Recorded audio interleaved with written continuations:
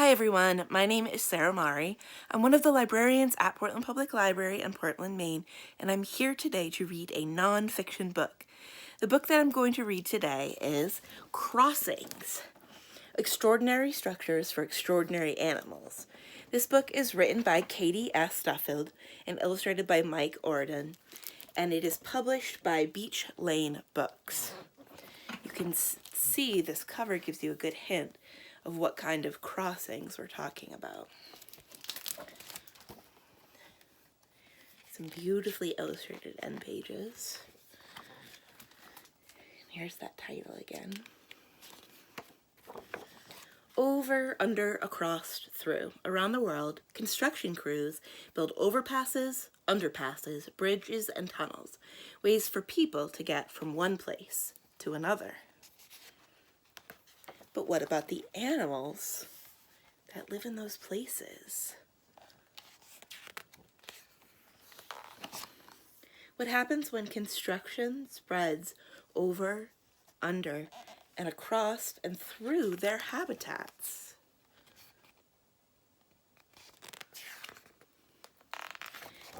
Around the world in search of solutions, animal lovers come together. Over, under, across, through, opening their minds and hearts as they work to find ideas and answers. Construction crews work again, but these structures aren't for traveling people, they're for traveling animals. A bull elk picks its way through an evergreen over a noisy Canadian highway. The Trans-Canadian Highway is home to more than 40 wildlife overpasses and underpasses. But the crossings don't just benefit elk, like these. Bears, wolves, cougars, bighorn sheep, and other animals use the crossing too. You can see there's grass along the top because it's for the animals. A mama elephant thunders under a crowded Kenyan road. For many years, two groups of elephants, one from Mount Kenya's highlands and another from the plains and forest below, have been separated by a major highway. But with the addition of an elephant underpass, the two groups can now reconnect and share habitats. You can see they can go under that bridge now. Squirrel gliders skitter across woven rope bridges stretched high above an Australian freeway. Hume Highway, used by about 10,000 vehicles per day, was an extremely hazardous route for squirrel gliders. But now, thanks to the addition of rope bridges above the busy road, squirrel gliders can cross safely to breed and to find food. You can see him. Blue penguins hustle home through a tiny tunnel beneath a New Zealand pavement. Blue penguins of Amaru travel to the sea for food, but they nest on the land. At sunset, the birds were forced to cross a busy road to get back to the chicks in their nest, until a lighted underpass was built to assist them. And once they discovered a safe crossing, the little birds made it their daily route. You can see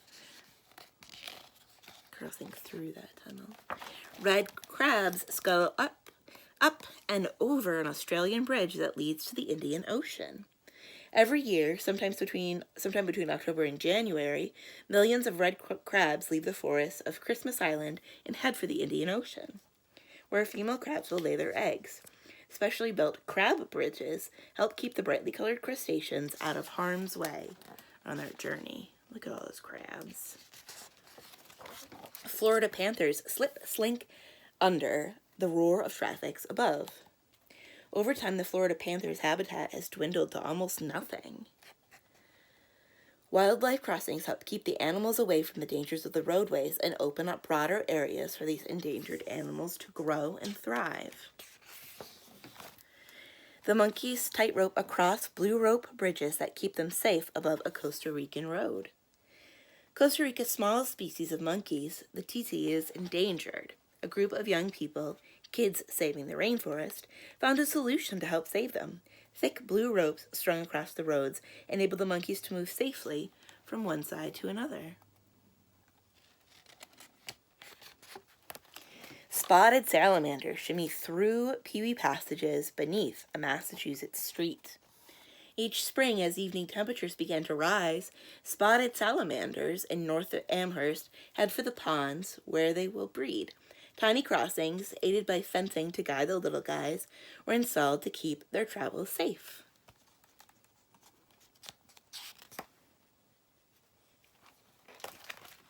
Coyotes creep over the rush of Arizona motorists below.